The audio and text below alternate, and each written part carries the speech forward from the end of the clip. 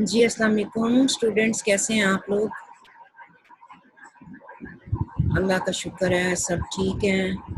ہم نے 6 chapter start کرنا تھا، تو ابھی ہمارا یہ لاسٹ چیپٹر ہے ہماری بک کا، اسلامی جمہوریہ پاکستان اور دنیا، Islamic Republic of Pakistan and the world. اس میں فارن پالیسی ہے، سب سے پہلے خارجہ پالیسی کا مفہوم۔ اس میں صرف ایک پیراگراف میں دیکھیں، مختصر سا ہے، انہوں نے جو فارن پالیسی ہے یا خارجہ پالیسی ہے اس کو ڈیفائن کیا ہے کہ وہ کیا ہوتی ہے۔ جیسے دیکھیں، انہوں نے کہا ہے کہ انسان اکیلا نہیں رہ سکتا۔ اگر آپ کو یاد ہو تو جو ہے سقراط نے کہا تھا کہ انسان ایک معاشرتی حیوان ہے، مین از اے سوشل اینیمل۔ تو اس کا وہی مطلب تھا کہ انسان جو ہے وہ سماج کے بغیر، معاشرے کے بغیر نہیں رہ سکتا۔ تو وہ یہی بات یہاں پر بھی کر رہے ہیں کہ انسان کو اگر صرف دیکھتے ہیں ہم تو وہ اکیلا نہیں رہ سکتا، کیونکہ وہ اپنی ضروریات کے لیے دوسرے انسانوں کے ہمراہ رہنے پر مجبور ہے۔ اسی طرح کوئی ریاست بھی تنہا نہیں رہ سکتی، وہ دوسری ریاستوں سے تعلقات قائم کرنے کی ضرورت محسوس کرتی ہے۔ ریاست کی سیاسی، معاشی، دفاعی اور دیگر ضرورتیں اسے دوسری ریاستوں سے تعاون پر مجبور کرتی ہیں۔ دنیا میں کوئی بھی ریاست خود کفیل نہیں ہے۔ ایک ریاست دوسری ریاستوں سے تعلقات کے قیام میں کچھ بنیادی اصولوں اور مقاصد کو پیش نظر رکھتی ہے اور راستے متعین کرتی ہے۔ اس حوالے سے جو وہ پالیسی بناتی ہے وہ خارجہ پالیسی کہلاتی ہے۔ یہ اس مختصر سے پیراگراف میں دیکھیں، انہوں نے صرف ہمیں یہ بتایا ہے کہ جس طرح سے انسان جو ہے وہ اکیلا نہیں رہ سکتا، کیونکہ اسے اپنی ضروریات کی تکمیل کے لیے دوسروں کا سہارا لینا پڑتا ہے، دوسروں کی ہیلپ کی ضرورت اس سے پڑتی ہے۔ تو اسی طرح وہ کہتے ہیں کہ جو ایک ریاست ہے، جو ملک ہے، وہ بھی اکیلے جو ہے وہ سروائیو نہیں کر سکتا، کیونکہ کسی بھی کنٹری کو آپ دیکھ لیں تو اس کے پاس سارے سورسز نہیں ہوتے، کیونکہ اس کا اگر را مٹیریل ہے، اس کے پاس خام مال ہے، تو اس کے پاس انڈسٹریز نہیں ہے، انڈسٹریز ہیں تو پروڈکٹس بنا کر اسے سیل کرنے کی جو ہے وہ اسے ضرورت پڑتی ہے، اور اس سیل کے لیے اسے مارکیٹ کی ضرورت پڑتی ہے جہاں پر وہ اپنی چیزیں، اپنے پروڈکٹس کو بیچ سکے، تو اس کے لیے اس کو ریاست سے باہر جانا پڑتا ہے۔ تو اسی طرح دوسرے پھر ریاستوں کے ساتھ اس کے تعلقات استوار ہوتے ہیں۔ تو اسی لیے وہ کہتے ہیں کہ انسان اور ریاست دونوں ہی ایک جیسے ہیں، جو کہ دوسروں کے سہارے کے بغیر سروائیو نہیں کر سکتے، کیونکہ یہ دیکھیں کہ ریاست کی جو اپنی سیاسی، معاشی، دفاعی اور دیگر ضرورتیں ہیں وہ اسے اکیلے پورا نہیں کر سکتا، اسے دوسری ریاستوں سے تعلقات ضرور بنانے پڑتے ہیں۔ تو اسی چیز کو وہ کہتے ہیں کہ خارجہ پالیسی یہ کہلاتی ہے ہماری، جس کے کچھ اصول ہیں، کچھ تقاضے ہیں، وہ ہم پہلے پڑھ لیتے ہیں کہ پاکستان کی جو خارجہ پالیسی کو متعین کرنے والے جو ادارے ہیں، عوامل ہیں، وہ کیا ہیں۔ ہر ریاست اپنی خارجہ پالیسی اقتصادی، دفاعی اور جغرافیائی اور دیگر عوامل کے حوالے سے ترتیب دیتی ہے۔ یہ عوامل وقت کے ساتھ ساتھ بدلتے رہتے ہیں، کچھ عوامل مستقل درجہ رکھتے ہیں اور بعض عارضی ہوتے ہیں۔ یہ عوامل مل جل کر ایک مجموعی تاثر رکھتے ہیں، جیسے کہ پاکستان کی خارجہ پالیسی کو متعین کرنے کے لیے مندرجہ ذیل عوامل ہیں۔ پہلا کیا ہے؟ نظریاتی عوامل۔ نظریہ ہمارا یاد ہے بچوں کیا تھا؟ ہمارا نظریہ جو ہے وہ اسلام ہے، اسی کی بیس پر ہم نے الگ وطن پاکستان حاصل کیا تھا، تاکہ ہم اپنی زندگیاں جو ہیں، پہلے برصغیر پاک و ہند میں اکٹھے رہتے تھے ہندو اور مسلمان، تو انڈیا اور پاکستان جو ہے وہ نام پھر یہ بعد میں جب تقسیم ہوئی 47 میں، تو پھر پاکستان اور بھارت جو ہیں وہ نام سامنے آئے۔ پہلے ان کو انڈو پاک سب کانٹیننٹ یا برصغیر پاک و ہند کا نام دیا جاتا تھا۔ تو وہاں پر جو ہے ظاہر ہے، آپ کو یاد ہوگا، ہم نے جب پہلے چیپٹر میں پڑھا تھا کہ ہندو جو تھے وہ مسلمانوں کو اپنی عبادات آزادانہ طور پر ادا کرنے کے لیے نہیں ان کو اجازت دیتے تھے اور بہت تنگ کرتے تھے۔ پھر معاشی سچویشن بھی مسلمانوں کی خراب تھی، بڑی بڑی جو پوسٹ تھیں ان پر ہندوز تھے، تو وہ اسی وجہ سے پاکستان نے اپنے اس نظریے پر عمل کرتے ہوئے اپنے لیے الگ وطن کا حصول جو ہے وہ اس کے لیے کوشش کی، تاکہ وہاں پر اب یہ اپنی زندگیاں جو اسلام کے مطابق ادا کر سکیں۔ تو اس کو پڑھتے ہیں کہ ہم جب بھی دیکھو خارجہ پالیسی بنائیں گے، ہم ضرور اپنے اس نظریے کو مد نظر رکھیں گے کہ ہمارے اس نظریے کو دوسرے ممالک کے ساتھ ریلیشن شپ بنانے میں کوئی ٹھیس نہ پہنچے، کوئی نقصان نہ پہنچے۔ پڑھتے ہیں اس کو کہ پاکستان جیسے ملک میں نظریے اور خارجہ پالیسی کا چولی دامن کا ساتھ ہے، کیونکہ پاکستان کی تخلیق نظریہ اسلام پر ہوئی۔ خارجہ تعلقات کے حوالے سے پاکستان اسلامی دنیا کے ممالک سے قریبی تعلقات استوار کرنا چاہتا ہے۔ دستور میں یا آئین میں دیے گئے پالیسی کے اصولوں کے تحت اسلامی مملکتوں سے گہرے دوستانہ روابط رکھنے پر زور دیا گیا ہے۔ اسلامی کانفرنس کی تنظیم OIC 1969، یہ 1969 میں ایک اسلامی ممالک کی تنظیم بنی تھی OIC، ٹھیک ہے، تو اس کی بھی یہ بات کر رہے ہیں کہ 1969 میں یہ قائم ہوئی تو پاکستان کے عوام بہت خوش ہوئے۔ 1974 میں اسلامی کانفرنس کا سربراہی اجلاس لاہور میں منعقد ہوا۔ یہ جو تنظیم تھی اس کا سب سے پہلا اجلاس 1974 میں پاکستان میں دیکھو لاہور میں منعقد ہوا، جس میں عوام کا جوش و خروش دیکھنے سے تعلق رکھتا تھا۔ پاکستان نے ہمیشہ اسلامی ممالک کے ساتھ امہ کی سطح پر تعلقات استوار کرنے کو اولویت دی۔ دنیا میں جہاں کہیں بھی مسلمانوں کو مسائل پیش آئے، پاکستان نے ان کی ہر ممکن مدد کی۔ ان مسائل میں فلسطین، قبرص، بوسنیا، کشمیر، ایتھوپیا، افغانستان، عراق بطور خاص قابل ذکر ہے۔ پاکستان نے نظریہ اسلام کو خارجہ پالیسی کی بنیاد ضرور بنایا ہے، لیکن یہ بھی نہیں کہ اسلام سے متصادم دیگر نظریات کے حامل ممالک جو ہیں ان سے وہ دوری اختیار کی ہو۔ عوامی جمہوریہ چین کا جو اشتمالی نظام ہے یعنی کمیونزم کا سسٹم جو ہے، اور امریکہ کا سرمایہ دارانہ یعنی کیپٹلزم جو ہے، یہ نظریہ پاکستان سے ہم آہنگ نہیں ہے، پھر بھی پاکستان دونوں ممالک سے گہرے مراسم استوار کیے ہوئے ہیں۔ اچھا، اب یہ دیکھیں کہ اس پورے پیراگراف میں وہی بات جو میں نے بھی آپ سے کی ہے کہ ہم اسلامی ملک ہیں، پاکستان تو ہمارے جو تعلقات ہیں وہ اسلامی ممالک کے ساتھ استوار ہم نے کیے ہوئے ہیں۔ تو یہ دیکھیں کہ اسلامی کانفرنس کی تنظیم جو ہے آرگنائزیشن آف اسلامک کانفرنس، یہ 1969 میں بنی تھی، تو پاکستان نے اس کی ممبرشپ لی تھی کہ پاکستان بھی اسلامی ملک، اور یہ 74 میں اسی لیے پہلا اجلاس جو ہے ان کا سربراہی یہ لاہور میں منعقد ہوا۔ پاکستان نے ہمیشہ جو ہے اسلامی ممالک کے ساتھ وہ کہتے ہیں کہ تعلقات اپنے استوار کرنے کو اولین ترجیح دی ہے۔ جہاں کہیں بھی آپ دیکھیں پاکستان کے مسائل اٹھتے ہیں، بوسنیا ہو، کشمیر ہو، ایتھوپیا، افغانستان، عراق، تو وہاں پر بھی پاکستان نے ہر فورم پر جو ہے وہ ان ممالک کے حق میں آواز اٹھائی ہے۔ پاکستان نے نظریہ اسلام کو خارجہ پالیسی کی بنیاد ضرور بنایا، لیکن یہ بھی نہیں ہے کہ ہم کہ جی ہم اسلامی کنٹری ہیں تو ہم کیپٹلزم اور جو کمیونزم ہے، اشتراکیت ہے، ان ممالک سے ہم تعاون نہیں رکھیں گے، ایسی بات نہیں ہے۔ ہم نے تمام ممالک کے ساتھ تعلقات استوار کیے ہوئے ہیں اور یہ ہماری ضرورت بھی ہے۔ سیکنڈ انہوں نے ہیڈنگ دی ہے جی کہ قومی مفادات، کہ جب ہم اپنی خارجہ پالیسی بنائیں گے تو ہم جو ہیں وہ اپنے قومی مفادات کو کبھی بھی ٹھیس نہیں پہنچائیں گے، ٹھیک ہے۔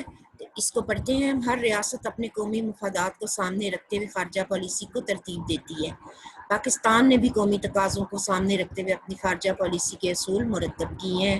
انہی اصولوں کے تحت پاکستان نے سیٹو سینٹو جیسے معاہدات میں شرکت کی۔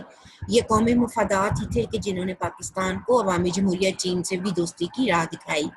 کہ یہ دیکھو سیٹو اور سینٹو جو تھے، ایک امریکہ کے ساتھ معاہدہ اور ایک رشیا کے ساتھ معاہدہ، دونوں دیکھیں اپوزٹ، ایک کمیونزم ایک کیپٹلزم۔ تو پاکستان نے یہ نہیں کیا کہ چلو جی امریکہ کے ساتھ تعلقات رکھیں تو روس کے ساتھ نہ رکھیں، یا روس کے ساتھ رکھیں تو امریکہ کے ساتھ نہ رکھیں۔ پاکستان نے یہ دونوں معاہدے جوائن کیے اور اپنے قومی مفادات کو کہ ہمارا جو ملک کا مفاد ہے وہ کس میں ہے، تو ظاہر ہے ہمارے سب ممالک کے ساتھ ہم تعلقات رکھیں تو ہمارا فائدہ اسی میں ہے کہ کسی سے بھی ہم دشمنی مول نہ لیں۔ خارجہ پالیسی میں وہ کہتے ہیں دو طرفیت کا اصول جو ہے حالات اور قومی مفادات کے تحت ہی اپنایا گیا ہے۔ روس نے افغانستان میں جب اپنی فوجیں داخل کی، یاد ہے آپ کو 1979 میں رشیا نے افغانستان میں اپنی فوجیں داخل کی تھی، تو تب بھی پاکستان، جب افغان مہاجرین ہمارے ملک میں آئے تھے، یہ وہ پیریڈ کی بات کر رہے ہیں، تو پاکستان نے بھی اپنے مفادات میں خارجہ تعلقات کو اثر نو ترتیب دیا۔ 1990 میں پاکستان پر امریکہ نے ایٹمی منصوبے کو ترک کرنے کے لیے سخت دباؤ ڈالا۔ کب؟ 1990 میں۔ پھر پاکستان پر انہوں نے، امریکہ نے نا وہ کچھ مطلب ریسٹرکشنز بھی قائم کی تھی کہ یہ اپنے جو ایٹمی ان کا پروگرام ہے اس کو کنٹینیو کریں گے، اس کو بیچیں گے نہیں، آگے کسی کو اور کو نہیں بتائیں گے اس کا فارمولا وغیرہ وغیرہ، اور اپنے جو ہیں ان کو آگے اسلحہ نہیں دیا جائے گا، اور جو ان کے دفاعی جو ہتھیار ہیں وہ بھی کم کر دیے، کچھ اس طرح سے نا ریسٹرکشنز لگائی تھی امریکہ نے پاکستان پر 1990 میں نا۔ لیکن پاکستان نے اپنا ایٹمی پروگرام جو ہے امریکہ کی شدید مخالفت کے باوجود صرف قومی مفادات کے تحت جاری رکھا تھا۔ تھرڈ ہے جی، نیکسٹ ہے جی جغرافیائی عوامل۔ جغرافیائی عوامل سے کیا مراد ہے کہ ہمارے ارد گرد کون سے کنٹریز ہیں، تو ہم ان کے ساتھ تعلقات کیسے رکھتے ہیں۔ پاکستان دیکھیں جغرافیائی اعتبار سے کہتے ہیں بڑی اہمیت کا حامل ہے۔ دیکھو پاکستان کے پاس کراچی میں سمندر ہے، تو سمندر میں ہر سارا سال مطلب یہ نہیں ہوتا، آپ رشیا میں دیکھیں جو سمندر ہے ان کے پاس، اس میں یہ ہے کہ سردیوں میں برف جم جاتی ہے تو تجارت نہیں ہو پاتی، نہ کشتیاں آ جا سکتی ہیں، جہاز آ جا نہیں سکتے۔ تو پاکستان کے پاس جو بحیرہ عرب کا جو پورا ساحل ہے ساتھ، اور کشمیر میں دیکھیں یہ جو سمندر ہے ہمارا، اس میں پورا سال سارا سال جو ہے وہ جاری رہتی ہے تجارت، اور کیونکہ یہ پانی ہمارا سارے موسموں میں ایک جیسا رہتا ہے۔ تو وہ کہتے ہیں کہ یہ جنوبی ایشیا، مشرق وسطیٰ اور وسطی ایشیا کے سنگم پر واقع ہے۔ چین اور بھارت اس کے پڑوس میں ہیں، افغانستان اور ایران بھی ہیں۔ یہ سارے جغرافیائی عوامل پاکستان کی خارجہ پالیسی پر اثر انداز ہوتے ہیں۔ چین سے دیکھیں دوستی پاکستان کی بنیادی ضرورت ہے، اور پڑوسی اسلامی ممالک سے بھی اتنے اچھے تعلقات کا قیام پاکستان جیسی نظریاتی ریاست کے لیے لازم ہے۔ ضروری ہے ہم اسلامی ملک ہے تو ہم اسلامی ممالک کے ساتھ تعلقات اپنے استوار رکھیں۔ انہی ضرورتوں کے تحت پاکستان نے ای سی او اکنامک کوآپریشن آرگنائزیشن، ای سی او اکنامک کوآپریشن آرگنائزیشن، ٹھیک ہے، ایکو اس کو کہتے ہیں، یہ سارک ہے ساؤتھ ایشین کا، ساؤتھ ایشین ایسوسی ایشن for regional cooperation, south Asian ایسوسی ایشن فار ریجنل کوآپریشن۔ پھر آسیان ہے، ایشین کنٹریز کی ہے، ایسٹ اینڈ نارتھ جو کنٹریز ہیں وہ اس کے ممبرز ہیں۔ پاکستان خلیجی ریاستوں سے قرب یعنی قریبی تعلقات اور جنوبی ایشیا کے بحری راستوں سے نزدیک ہونا اس کی جغرافیائی اہمیت کو بڑھانے کا موجب ہے، اسی لیے ان خطوں کے ممالک سے قریبی تعلقات پاکستان کی خارجہ پالیسی میں شامل ہے۔ اب دیکھیں جی اکنامک فیکٹر جو ہے یہ کیسے ہمیں مد نظر رکھنا چاہیے کہ جی ہمارا اقتصادی، ظاہر ہے ہم اگر کسی سے خارجی تعلقات بناتے ہیں تو ہماری یہ بھی ترجیح ہونی چاہیے کہ ہم اپنی اکانومی جو ہے اس کو ڈیمیج نہ ہونے دیں، ہماری اکانومی کو بھی فائدہ ہو، ہم ایسے ممالک کے ساتھ تعلقات رکھیں کہ جس میں جو کنٹریز جو ہیں، ایسے کنٹریز جو ہیں وہ ہماری اکانومی کو، معیشت کو جو ہے وہ سپورٹ دے سکیں۔ پڑھتے ہیں اس کو، ٹھیک ہے۔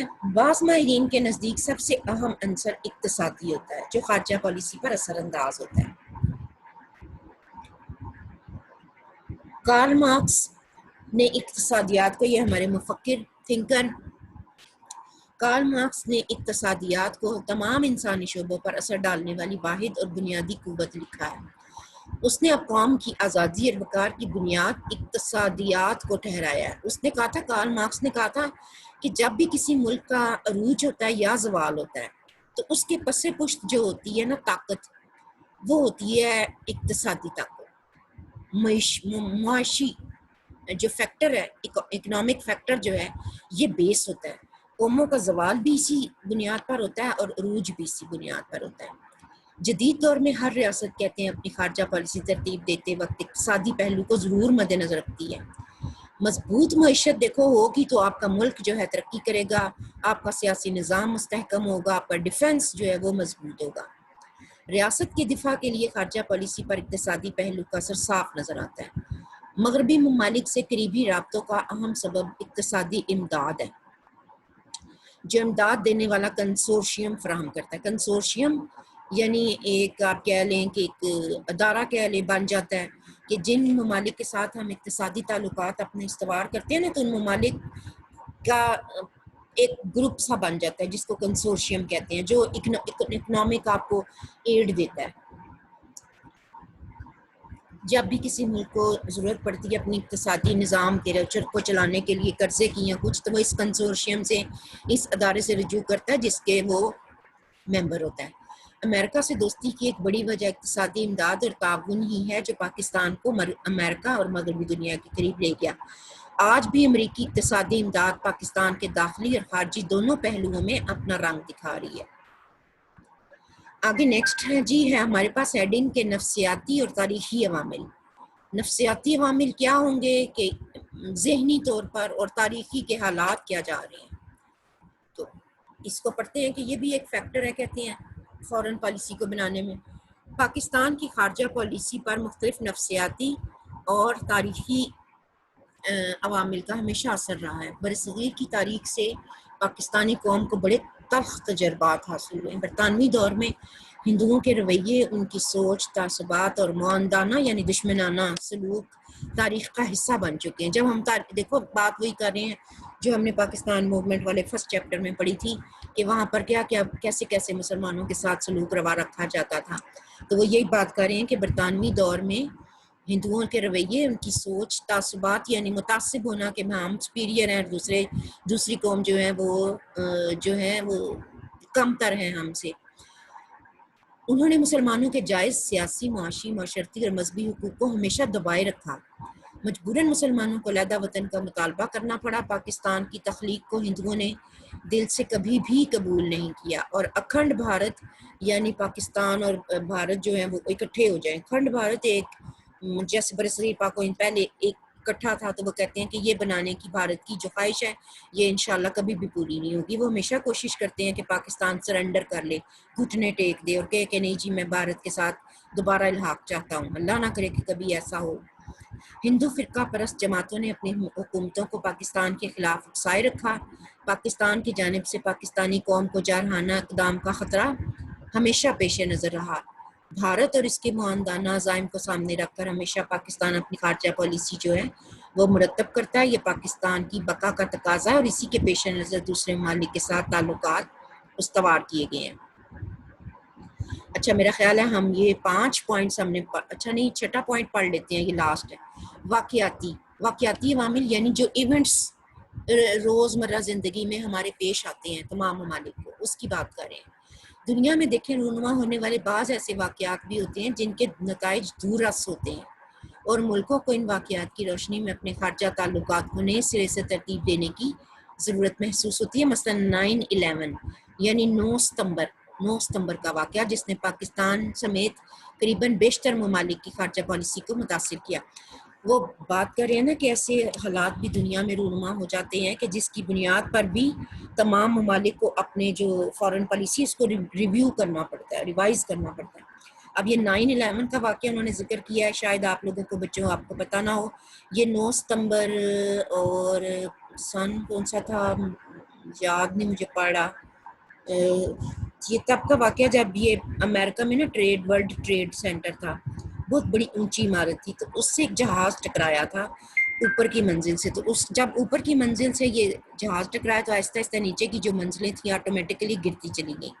تو اس کا جو سارا ذمہ تھا نا امریکہ نے وہ مسلمانوں کو ٹھہرایا کہ جی مسلمانوں کی یہ سازش تھی اور انہوں نے ہمارا جو ورلڈ ٹریڈ سینٹر ہے اس کو گرایا۔ تو اس کی وجہ سے نا پاکستان نہ صرف پاکستان کے ساتھ بلکہ اور بھی اسلامی ممالک کے ساتھ امریکہ کا جو مغربی ممالک ہیں ان کا رویہ جو ہے وہ مناسب نہ رہا۔ تو اس کی بات کر رہے ہیں کہ اس کی وجہ سے جو ہے نا پاکستان اور اسلامی ممالک کو اپنے جو تعلقات تھے اس کو ریوائز کرنا پڑا خارجہ پالیسی کو۔ اچھا اب بچوں یہ والا ہمارا ایک کوسچن تو ختم ہوا، اب یہ نیکسٹ کوسچن ہے، یہ انشاءاللہ ہم اپنے نیکسٹ لیکچر میں سٹارٹ کرتے ہیں، ٹھیک ہے۔ اس کے ہماری جو فارن پالیسی ہے اس کے کیا فیچرز ہیں، تو انشاءاللہ نیکسٹ جو ہماری ہوگی نا کلاس اس میں یہ ہم کوسچن پڑھ لیں گے، ٹھیک ہے۔ اپنا بہت سارا خیال رکھیے گا، اللہ حافظ۔